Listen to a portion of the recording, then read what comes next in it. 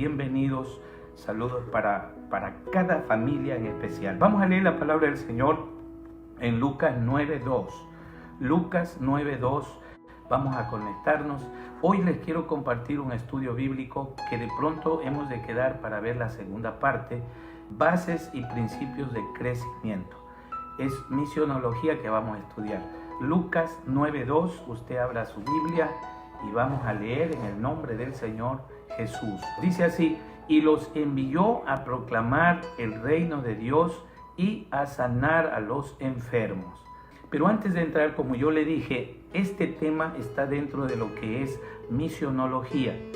Vamos a ver un poquito qué es misionología para hacer una entrada, para tener claro. No vamos a ampliarnos porque estudiar misionología también es apasionante. Algún día lo vamos a compartir, ¿no? ¿Qué es misionología para tener claro?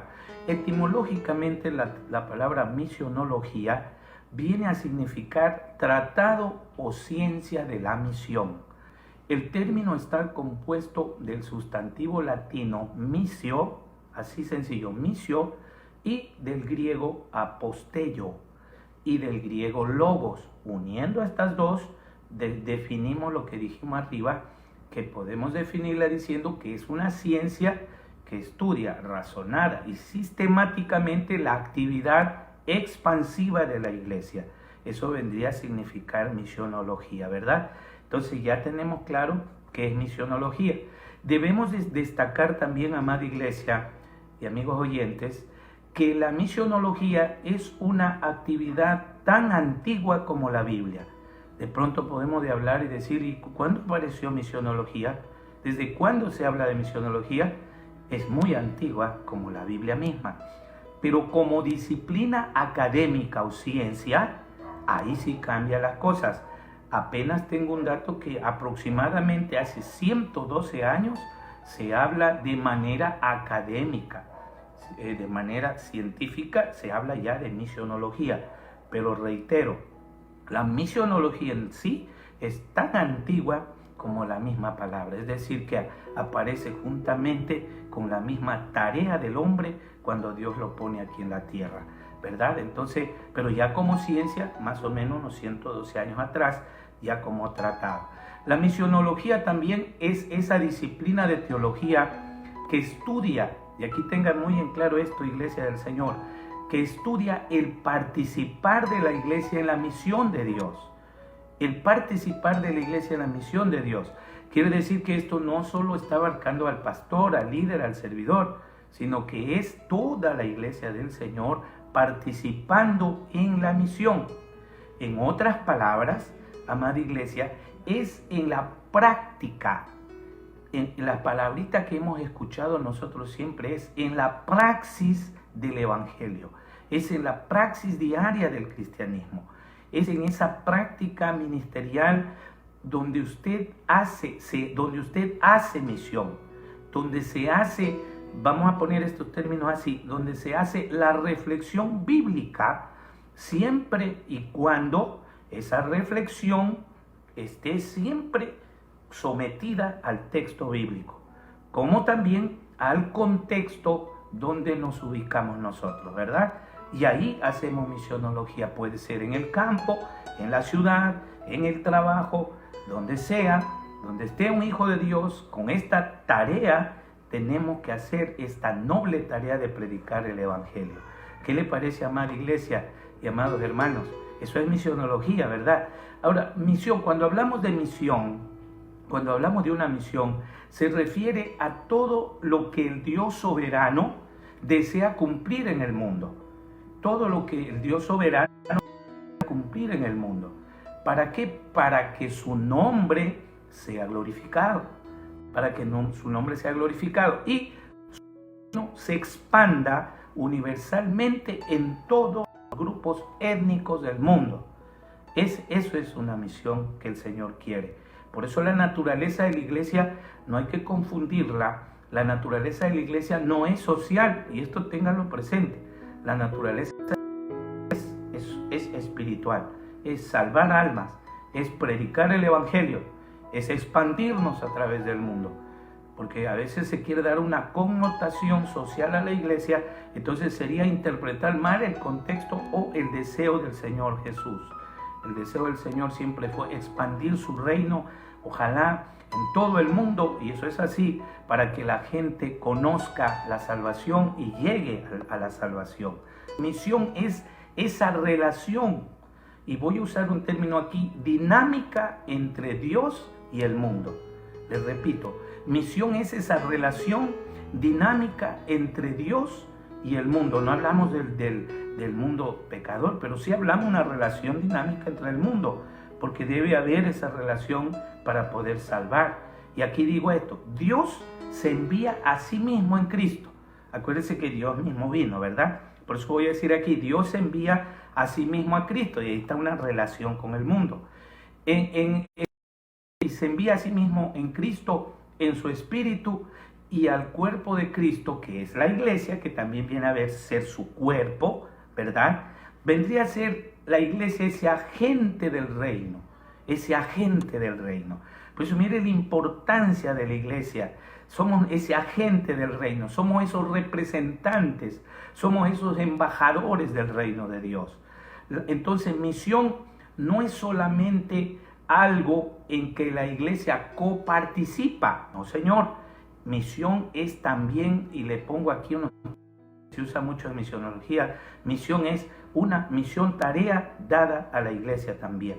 Es decir, que la iglesia tiene una misión tarea de acuerdo a su propio contexto en el que vivimos, como ya hemos dicho, ¿de qué? De expandir el reino de Dios, de hablar de Jesucristo. Recibimos de gracia, la Biblia dice, lo tenemos que dar también de gracia. Por tal razón, algunos teólogos y muchos exponentes, por ejemplo, le tomé a un teólogo, Keller, por ejemplo, él dice que la misión es la madre de todas las teologías. Me parece bien razonable, por eso lo tomé. Existen muchas formas de interpretar la Biblia y por eso hablamos de teología en plural. La teología no es solo una, hay varias. Pero él dice que la madre de donde todo parte es de la misión.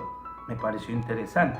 Es decir, el quehacer teológico, el quehacer del trabajo de la iglesia, el quehacer teológico empieza con el quehacer del Espíritu Santo.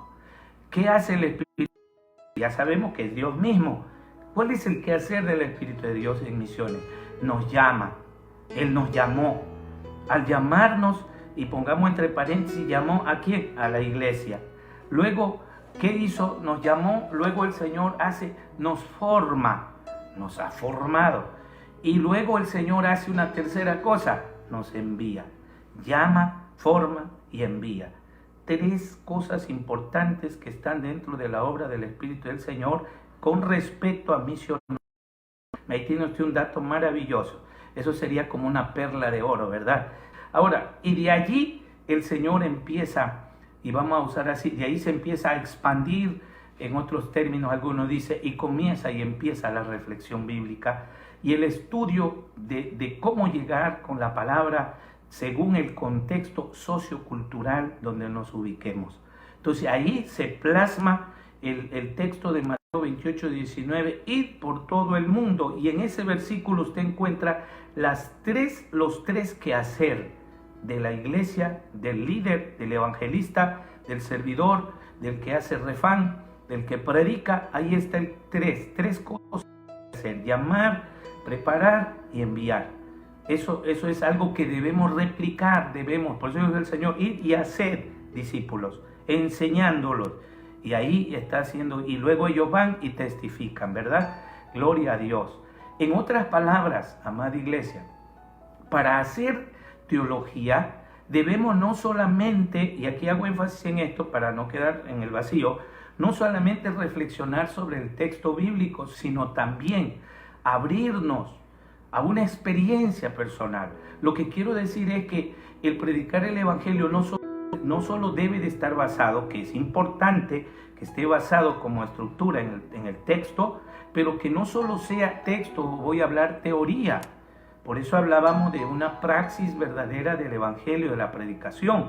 Y cuando hablamos diciendo eso, lo que estamos diciendo es que no solamente hablemos de un texto de manera superficial, sino que también nos abramos a la experiencia viva de saber que nosotros primero hemos sentido ese reino de Dios en nosotros, que nosotros primero hemos sentido la salvación, que nosotros primero ya hemos vivenciado lo que es ser libres, porque solo un libre puede hablar a otro esclavo para que se libere. Entonces, abrirnos a una experiencia, y ojalá abrirnos en el entorno sociocultural donde usted está. Ábrase a predicar el evangelio al vecino, al amigo, al compañero de trabajo, al empleado, al compañero docente, al compañero abogado, al compañero médico. Ábrase, hable, comparta la experiencia. Tenga ese gusto de saber lo que se siente hablar de Jesús a los amigos. Incluso podemos tener una experiencia transcultural, entrando aún en la experiencia de vida de la otra persona. Desde ese momento ya hacemos eso. Entonces, la Iglesia del Señor tiene una gran tarea. Hasta ahí, en breves rasgos, hemos dicho lo que es el quehacer de la misionología de la Iglesia. Ahora yo quiero, dentro de esto, hacer misión en la Iglesia debe de tener algunas bases, debe tener algunos principios de crecimiento de la Iglesia, que era el título del sermón. Yo quiero irles dando algunas situaciones que vamos a ir analizando. Realmente este estudio nos va a permitir irnos conectando y analizando cómo estamos trabajando, estamos haciéndolo bien, en dónde estamos fallando, qué debemos de repensar y qué debemos de hacer bien, tanto los pastores como la iglesia y como los líderes que sirven al Señor. Amén, amados hermanos. Para eso tomemos el texto precioso que dice en 1 Corintios 3:7, cuando dice: ni el que planta es algo, ni el que riega, sino Dios que da el crecimiento. Tengamos presente eso. Y en Isaías 54, verso 2, dice: ensancha el lugar de la tienda, extiende las cortinas de tus moradas, no escatimes, alarga tus cuerdas y refuerza tus estacas. Esto va a pasar después de la pandemia. La iglesia va a crecer, la iglesia se va a multiplicar, la iglesia debe pensar ya lo que se va a producir. Y entonces, bajo estos parámetros, vamos a irnos haciendo algunos cuestionamientos y respondiéndonos también, porque tenemos que ver qué bases nos van a hacer el crecimiento de la iglesia. Quiero decirle también en esto, seguro que alguna vez nos hemos hecho las siguientes preguntas. Pastor, si hay un siervo que me está diciendo, seguro que alguna vez nos hemos hecho esas preguntas. Hermano diácono, hermano director de misiones, hermano que diriges un comité, seguro tú también te has hecho esta pregunta. Algún maestro de escuela dominical también, porque un maestro en la escuela dominical es como un mini pastor administrando sus ovejitas de la clase, ¿verdad? Y alguna vez nos hemos hecho esta pregunta: ¿qué debo hacer para que la iglesia crezca? Esa pregunta se la haría el pastor. El servidor del lugar diría: ¿qué hacer para que mi lugar de predicación crezca? El maestro diría: ¿qué hacer para que mi clase aumente? Y la presidenta de damas diría: ¿qué hacer para que el martes yo tenga mayor crecimiento? Y así en su orden correspondiente. También diríamos la segunda pregunta: ¿cómo alcanzar el mayor número? ¿Cómo hacerlo? ¿Cuál ha sido, y aquí nos surgiría otra pregunta al mirar al contexto cercano, cuál ha sido el secreto de las iglesias que más han crecido? Y algunos incluso nos preguntaremos, ¿cuál ha sido el secreto de las iglesias, mega iglesias que han crecido en el mundo? Incluso hemos oído que alguno está tratando de encontrar y creyendo que hay alguna fórmula, que de pronto alguna iglesia, algún pastor tiene una fórmula, algún maestro, que esa fórmula él me la y se puede aplicar, ¿no es cierto? Hemos acudido a mucha literatura, algunos han comprado libros, textos, porque si viene un texto y dice crecimiento, crecimiento, y todos hemos dicho, esta quiero yo, porque quiero crecer, etc. Pero a veces hemos comprado todo eso, pero no nos ha funcionado. Entonces aquí nos surge una interrogante: ¿por qué no nos ha funcionado? ¿En dónde está el problema? Entonces comencemos a diagnosticar y para ir quitando los obstáculos, ¿les parece? Entonces vamos a comenzar a ir diagnosticando y quitando los obstáculos. Y aquí tengo que decirle esto, cualquier programa o estrategia que se quiera implantar para promover el crecimiento de la iglesia, necesariamente chocará con diferentes obstáculos. ¿Qué opinan ustedes? ¿Será verdad eso? Les repito, cualquier programa o estrategia que se quiera implantar para promover el crecimiento de la iglesia, de la clase, de los hermanos que hacen culto en los barrios, de los hermanos que quieren tener mayor número de refán, necesariamente va a chocar con obstáculos. Usted se va a encontrar con diferentes obstáculos. Estamos haciendo un diagnóstico y un análisis. Y también tenemos que recordar esto, que cada iglesia tiene su propia historia.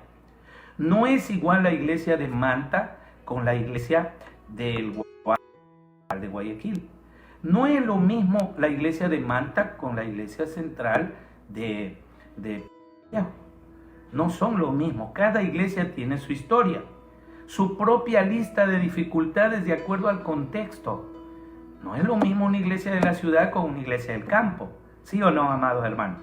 Entonces, todo eso, lo que servimos al Señor, tenemos que hacer un análisis muy profundo para entender el por qué. No es lo mismo, mire, no es lo mismo las frustraciones y las decepciones que se levantan en una iglesia, que se levantan como un enorme muro que debería ser derribado para que la iglesia avance. No es lo mismo la iglesia X con la iglesia Y. Entonces allí el Señor dice el remedio, porque cada iglesia tendrá su problema diferente, parecidos, similares, pero no a veces son iguales. Ya hemos dicho por qué. Entonces, pero si hay algo que el Señor nos manda a hacer de manera generalizada, en Éxodo 3:5 dice, quita. Cuando el Señor le dijo a Moisés, le llamó y le dijo, quita. Hay algo que te está estorbando, hay algo que está sirviendo de obstáculo para que yo pueda tratar contigo, Moisés. Quita las sandalias de tus pies. Hay que quitar ciertas cosas. Tomemos solo eso al parte del texto. Hay que quitar para poder crecer. Y en el tramo de querer quitar ciertas cosas, allí es donde vamos a tener la mayor cantidad de obstáculos. Allí es donde vamos a tener la mayor cantidad de situaciones adversas, porque usted ya sabe también que al enemigo no le conviene que la iglesia vaya a tener mayor crecimiento. El enemigo tratará de que ojalá la iglesia se mantenga siempre pequeña, mínima, en todos los aspectos, cuantitativa y cualitativamente, pero en el nombre de Jesús hay poder y el Señor siempre nos ha dado la victoria. Alabanza al Señor de la gloria. Veamos algunos obstáculos entonces más frecuentes que podemos realizar un diagnóstico del estado de nuestra iglesia.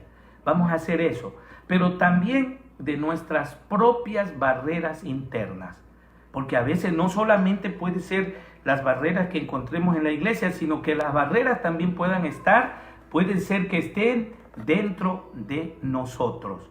Entonces vamos a ir analizando, ¿verdad? Voy a ir definiendo algunos puntos que nos van a ir sirviendo. Si usted quiere anotar, muy bien. Vamos a ver algunos puntos. Obstáculos internos. Vamos a ver el primer obstáculo interno. ¿Sabe cuándo se da esto?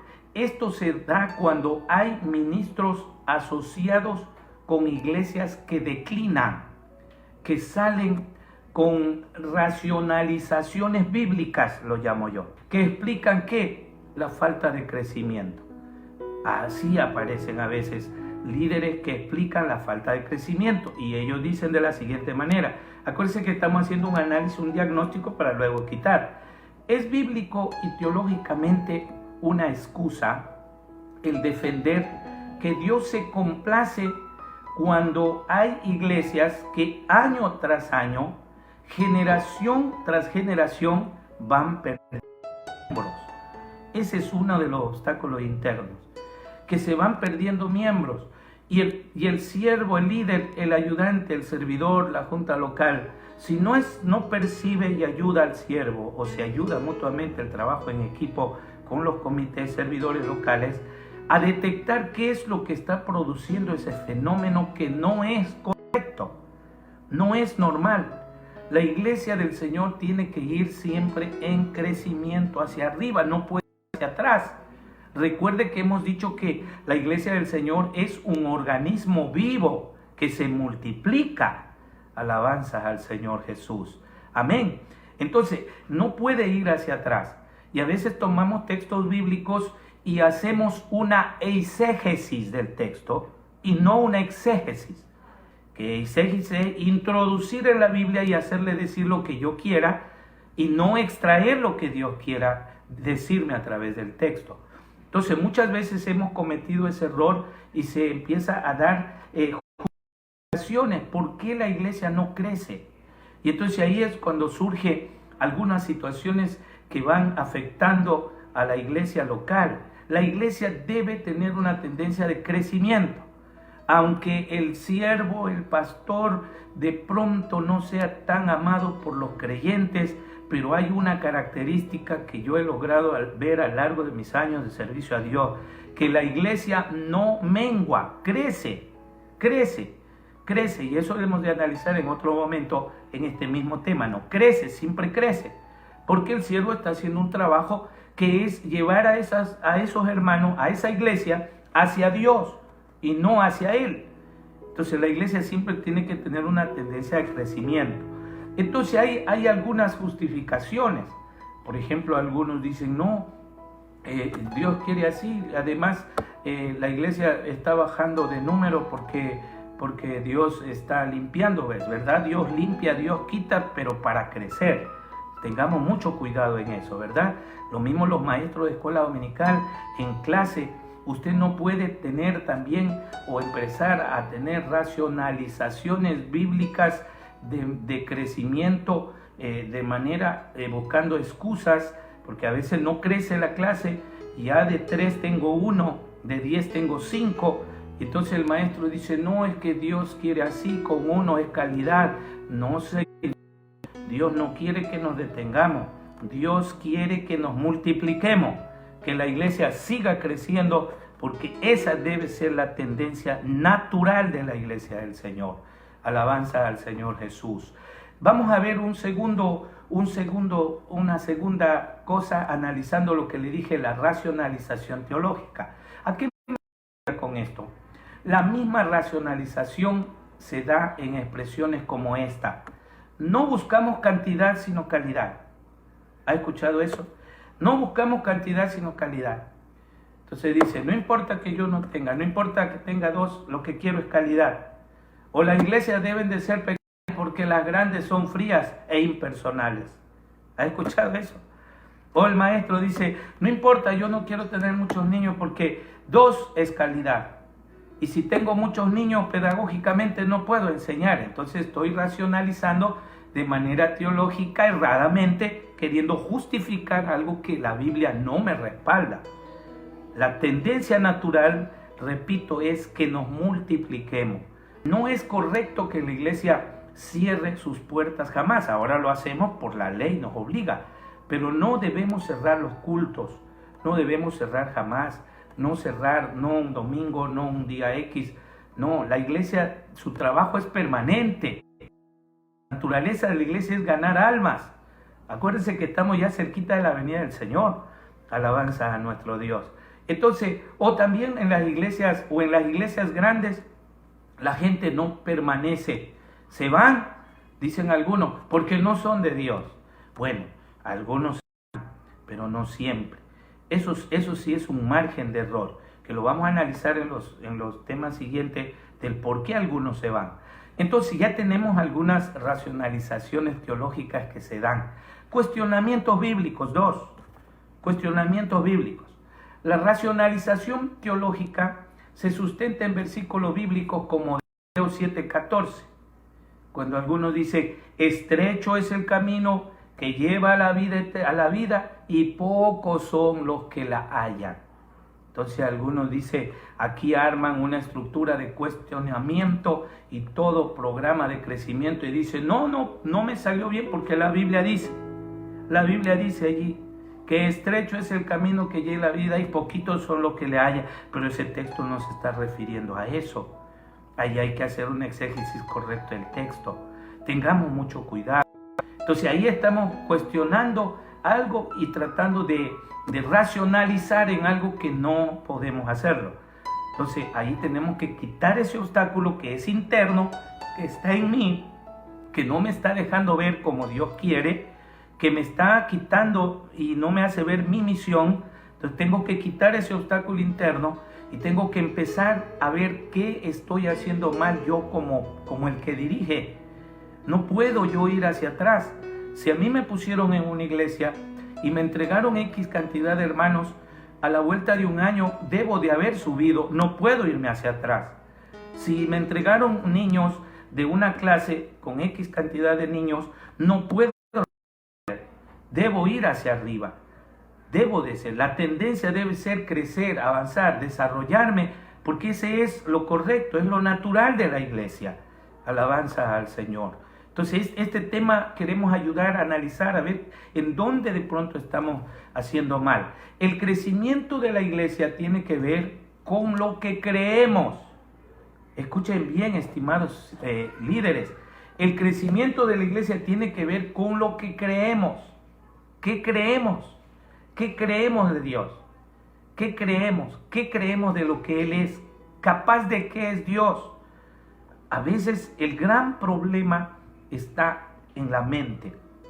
Yo quiero compartirles, cuando llegué de supervisor al Distrito 5, había una cosa que nos tenía claro al Distrito 5, siempre le decía la isla de Patmos, porque se tenía miedo a venir al 5, pero cuando trabajamos con los siervos del Señor, empezamos a cambiar de mentalidad y empezamos a ver que el problema no es Dios. El Dios que tenemos es un Dios de lo imposible. El Dios que tenemos es un Dios vivo, verdadero. Él puede dar de tomar agua en el desierto. Él puede producir donde no hay, porque para Él no hay nada imposible. Alabanza al Señor Jesús. Y cuando empezamos a cambiar de mentalidad, el Distrito 5 tomó otra calidad, otra connotación.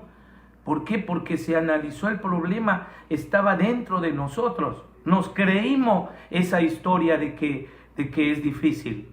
Hay que creer en lo que nosotros sabemos, que nuestro Dios es el Dios de lo imposible. No hay nada imposible para nuestro Dios. Y por eso es que el Hijo de Dios, el siervo de Dios, el servidor de Dios, hermano servidor local, hermano director de Refán, hermano coordinador de misiones, hermano maestro de escuela dominical, hermana que predica en el barrio, hermano, usted crece de acuerdo a lo que cree. Si usted cree un Dios que es todopoderoso y que es capaz de bendecir, así tiene que suceder, porque Dios bendice a los que creen en Él y confiamos en Él. La misión y la tarea nuestra es hablar de Él, predicar de Él, y Él va a dar el resultado. Sembremos con fe la palabra del Señor. No olvidemos que la proporción en que un servidor, un ministro, un maestro es fiel, depende también la bendición de Dios. Si usted es fiel al Señor, si usted cree en que Él es galardonador de los que hacen bien su trabajo, con justicia, con responsabilidad, confiando en Él, oiga, usted no dude que Dios le va a bendecir. Alabanzas al Señor.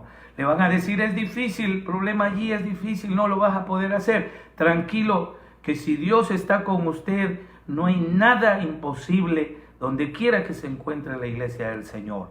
Aleluya. ¿Qué le parece? Aquí hay que quitar ya ese obstáculo interno. Acuérdense que dijimos que era un obstáculo interno. Hay otro obstáculo interno y voy al tercero. Ya hemos visto dos. Tercero, el temor al fracaso. Este es otro problema interno que hay que quitarlo, que no nos permite tener bases para un crecimiento de la iglesia del Señor. Temor al fracaso.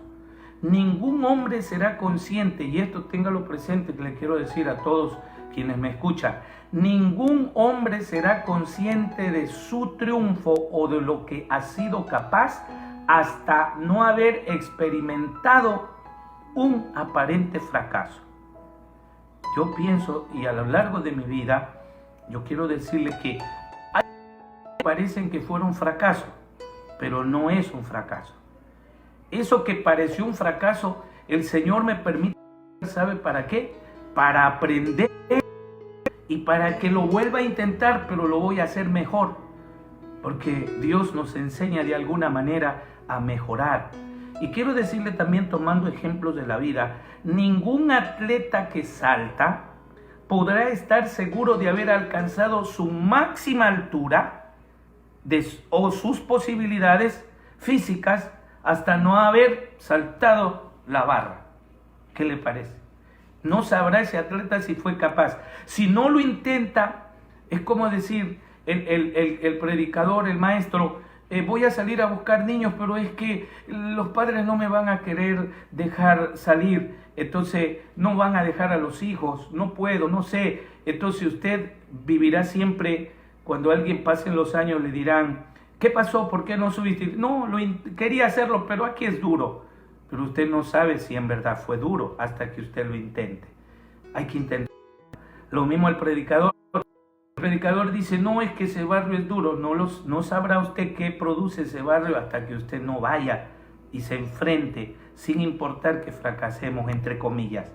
Porque Dios ha prometido bendecirnos. Alabanzas al Señor. Donde esté un hijo de Dios, ahí tiene que haber bendición. ¿Amén o no?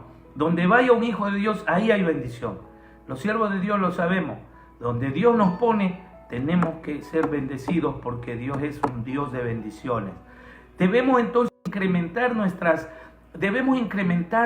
metas hasta, y voy a poner aquí de manera irónica, hasta fracasar por lo menos una vez. Somos imperfectos y a veces fallamos. El mejor puede ser que yo pueda ser muy inteligente, tenga muchos dotes o que sepa muchas cosas, pero no todo me va a funcionar. En algo he de fracasar y del fracaso yo voy a aprender. Eso también se ve aún en los negocios. Pregunte usted a los grandes hombres de negocio, las grandes empresas, si no algún momento no tuvieron casi al borde del fracaso. Pero eso les enseñó para levantarse con mejores expectativas. Cuanto más los que tenemos un Dios vivo al lado de nosotros. Alabanzas al Señor. Entonces, y solamente allí, cuando intentemos, cuando lo hagamos, solamente ahí sabremos que hemos alcanzado la cima o habremos triunfado verdaderamente. ¿Sabe lo que dice el Señor en Isaías 41:3? Dice, porque yo Jehová soy tu Dios, quien te sostiene de la mano derecha y te dice, no temas, yo te ayudo. Digan gloria a Dios los que están escuchando el mensaje. Dios está contigo, Dios está a tu lado y Él te sostiene. Yo quiero decirle, amados hermanos, fracaso no significa que son los pensamientos que les voy a mencionar, no son míos. Los tomé y la bibliografía está quien lo dice, pero les voy a mencionar. Me los tomé porque me encantó. Y dice el pensamiento, fracaso no significa que somos fracasados. Significa que aún no hemos tenido éxito, dice. Fracaso no significa que no hemos logrado nada. Significa que hemos aprendido algo. ¿Qué le parece? Interesante, ¿verdad? Fracaso no significa que hemos sufrido el descrédito. Significa que estuvimos dispuestos a probar. ¿Qué le parece? Fracaso no significa que hemos perdido nuestra vida. Significa que tenemos buenas razones para empezar de nuevo. Fracaso no significa que debemos echarnos atrás. Significa que tenemos que luchar con mayor ahínco en lo que creemos. Fracaso no significa que Dios nos ha abandonado. Significa que Dios tiene una idea mejor. Este sí me encantó a mí. Les repito, fracaso no significa que Dios nos ha abandonado.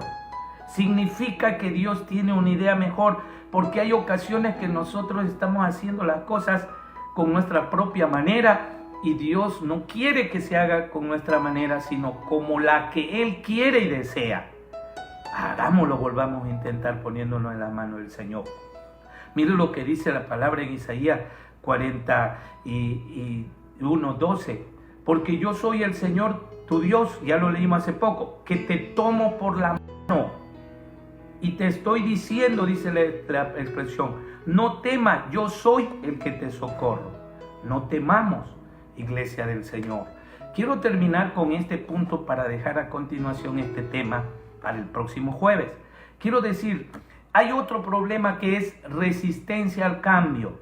Con este nos vamos a quedar para estudiar el próximo jueves. Resistencia al cambio. Esto quiero ser claro. Es una ley de la vida que donde hay crecimiento también existe defunción. ¿Sí o no? Donde hay crecimiento también existe defunción. Donde hay vida también llegará la muerte. La iglesia debe crecer y aquí nos quedan dos opciones a la iglesia del Señor. La iglesia debe crecer o debe perecer.